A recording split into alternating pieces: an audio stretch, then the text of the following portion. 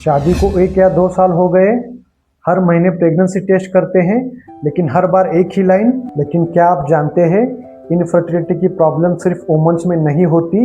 लगभग 40 से 50% केसेस में मेल फैक्टर भी रिस्पॉन्सिबल होता है। आज की वीडियो में हम बात करने वाले हैं इनफर्टिलिटी क्या होती है, प्रेगनेंसी क्यों नहीं रहती, टेस्ट कौन से करवाने हैं, ट्रीटमेंट क्या है, क्या बिना IVF के प्रेगनेंसी हो सकती है। और वीडियो एंड तक ज़रूर देखिए, क्योंकि लास्ट में बहुत सारे मिथ्स क्लियर होने वाले हैं। सबसे पहले समझते हैं इनफर्टिलिटी का मतलब क्या है। अगर एक कपल 1 साल तक अनप्रोटेक्टेड इंटरकोर्स कर रहा है और फिर भी प्रेगनेंसी नहीं होती, तो इसे इनफर्टिलिटी कहते हैं। लेकिन अगर वुमन की एज 35 ईयर से ज़्यादा हो तो 6 महीने बाद ही डॉक्टर से कंसल्ट करना चाहिए, क्योंकि एज के साथ फर्टिलिटी नेचुरली कम होने लगती है। यहाँ एक इम्पॉर्टेंट बात, इनफर्टिलिटी का मतलब बिल्कुल प्रेगनेंसी नहीं होती ऐसा नहीं है। बहुत सारे कपल्स लाइफस्टाइल मॉडिफिकेशन और मेडिसिन से ही नेचुरली कंसीव कर लेते हैं, इसलिए पैनिक होने की ज़रूरत नहीं है। प्रेगनेंसी होने के लिए एक 4 चीज़ें नॉर्मल होनी चाहिए। नंबर 1 है वुमन को हर महीने ओव्यूलेशन होना चाहिए। नंबर 2 है फैलोपियन ट्यूब्स ओपन होनी चाहिए। नंबर 3 है मेल के स्पर्म्स हेल्दी और सफिशिएंट होने चाहिए। नंबर 4 है स्पर्म और एग का फर्टिलाइजेशन होना चाहिए। और नंबर 5 है एम्ब्रियो यूटेरस में इम्प्लांट होना चाहिए। अगर इसमें से किसी भी स्टेप में प्रॉब्लम हो तो प्रेगनेंसी होने में डिफ़िकल्टी हो सकती है। अब बात करते हैं इनफर्टिलिटी के कॉजेस की। सबसे पहले वुमन के कॉजेस समझते हैं। नंबर 1 है PCOS, ये सबसे कॉमन कॉज है ओव्यूलेशन इरेगुलर होने का। नंबर 2 है ब्लॉक्ड फैलोपियन ट्यूब्स, ये प्रीवियस इन्फेक्शन, ट्यूबरकुलोसिस या सर्जरी की वजह से हो सकता है। नंबर 3 है इंडोमेट्रियोसिस, इसमें यूटेरस के अंदर का टिश्यू बाहर ग्रो होता है और फर्टिलिटी अफेक्ट करता है। नंबर 4 है एज, 35 ईयर्स के बाद एक क्वांटिटी और क्वालिटी दोनों ही ग्रेजुअली कम होने लगते हैं। नंबर 5 है हार्मोनल प्रॉब्लम्स, जैसे कि थायराइड डिसऑर्डर्स या प्रोलैक्टिन लेवल इंक्रीज होना। और कुछ केसेस में यूटेराइन फाइब्रॉइड्स या कंजेनिटल यूटेराइन एनोमलीज भी प्रॉब्लम क्रिएट कर सकती हैं। अब बात करते हैं बहुत इंपॉर्टेंट टॉपिक की। हमारे सोसाइटी में जब प्रेगनेंसी नहीं होती तो वुमन को ही ब्लेम किया जाता है, लेकिन रिसर्च क्या कहता है, लगभग 40 से 50% केसेस में मेल फैक्टर रिस्पॉन्सिबल होता है। इसीलिए इन्वेस्टिगेशन हमेशा हस्बैंड और वाइफ दोनों के साथ में होनी चाहिए। अब मेल इनफर्टिलिटी के कॉमन कॉजेस समझते हैं। नंबर 1 है स्पर्म काउंट कम होना, स्पर्म मोटेलिटी कम होना, स्पर्म शेप एबनॉर्मल होना और वेरिकोसिल यानी टेस्टिकुलर के वेन्स एनलार्ज होते हैं। हार्मोनल इम्बैलेंस, स्मोकिंग, अल्कोहल और टोबैको, ओबेसिटी, डायबिटीज़, कुछ मेडिसिन्स या केमोथेरेपी, एक्सेसिव हीट एक्सपोजर, जैसे कि लैपटॉप को लैब पे रखना। ये भी याद रखिए कि सिर्फ सेक्सुअल परफॉर्मेंस नॉर्मल होने का मतलब ये नहीं कि फर्टिलिटी भी नॉर्मल हो, इसलिए सीमेन एनालिसिस भी करना ज़रूरी है। अब आते हैं डायग्नोसिस पर। सबसे पहले डिटेल्ड हिस्ट्री और फिजिकल एग्जामिनेशन किया जाता है। उसके बाद वुमन में कुछ इंपॉर्टेंट टेस्ट किए जाते हैं। नंबर 1 है अल्ट्रासाउंड पेल्विस, फिर नंबर 2 है ओव्यूलेशन असेसमेंट, नंबर 3 है AMH टेस्ट, इसमें ओवेरियन रिजर्व बताता है।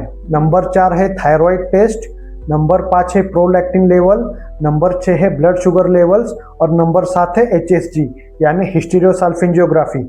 इसमें फैलोपियन ट्यूब्स ओपन है या नहीं देखा जाता है। कुछ सिलेक्टेड केसेस में हिस्टीरियोस्कोपी या लैप्रोस्कोपी की भी ज़रूरत पड़ सकती है। मेल इनफर्टिलिटी का सबसे इम्पॉर्टेंट टेस्ट है सीमेन एनालिसिस। इसमें sperm count, sperm mortality, sperm morphology evaluate करते हैं। ये इनफर्टिलिटी वर्कअप का एक सबसे इसेंशियल पार्ट है।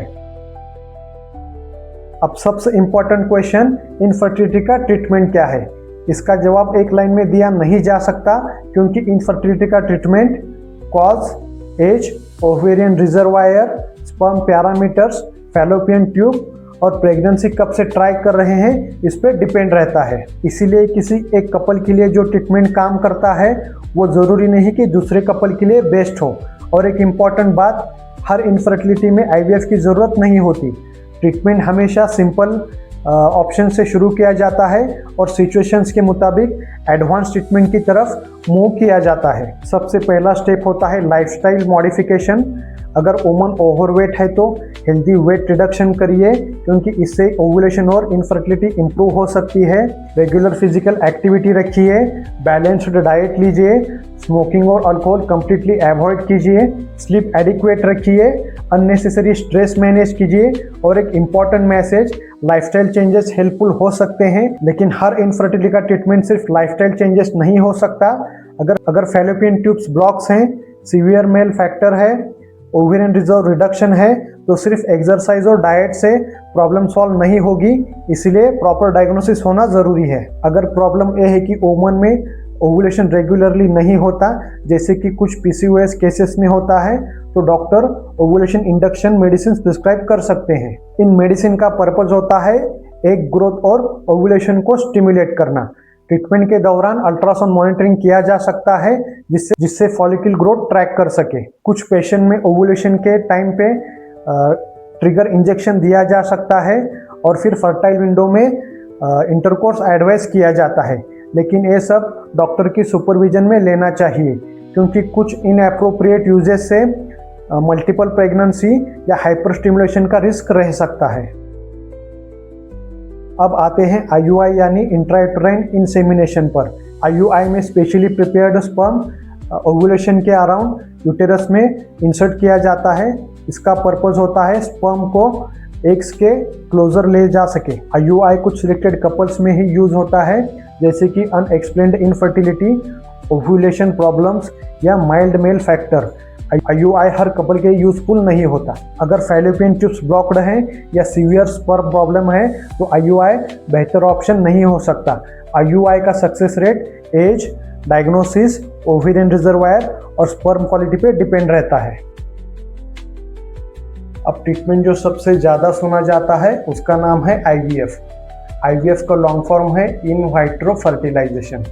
नॉर्मल प्रेगनेंसी में फर्टिलाइजेशन फैलोपियन ट्यूब में होता है, लेकिन IVF में क्या करते हैं, एक ओवरी से रिट्राइव करते हैं और लेबोरेटरी में फर्टिलाइजेशन करता है। इससे एम्ब्रियो डेवलप होता है। उसके बाद सुटेबल एम्ब्रियो को यूटेरस में डाला जाता है।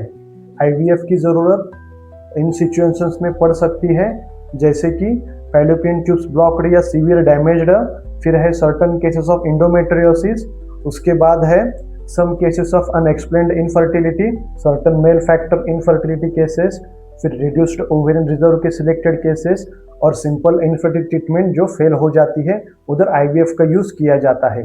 लेकिन याद रखिए, IVF का मतलब ये नहीं कि प्रेगनेंसी गारंटेड।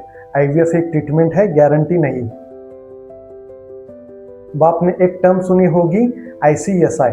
इसका लॉन्ग फॉर्म है इंट्रासाइटोप्लाज्मिक स्पर्म इंजेक्शन। इस टेक्निक में क्या करते हैं, स्पर्म को डायरेक्टली एग में इंजेक्ट करते हैं। ये टेक्निक कुछ मेल फर्टिलिटी के सिलेक्टेड केसेस में यूज करते हैं। फॉर एग्जांपल, स्पर्म काउंट कम हो या स्पर्म की मोर्टेलिटी कम हो या फिर प्रीवियस IVF साइकिल में फर्टिलाइजेशन का कुछ प्रॉब्लम हो। तो अब तक हमने समझा इनफर्टिलिटी क्या होती है, प्रेगनेंसी क्यों नहीं होती और इनफर्टिलिटी के ट्रीटमेंट ऑप्शंस। वीडियो अगर हेल्पफुल लगा हो तो लाइक कीजिए और शेयर कीजिए, और channel woman circuit doctor Tauseef को सब्सक्राइब करना न भूलिए।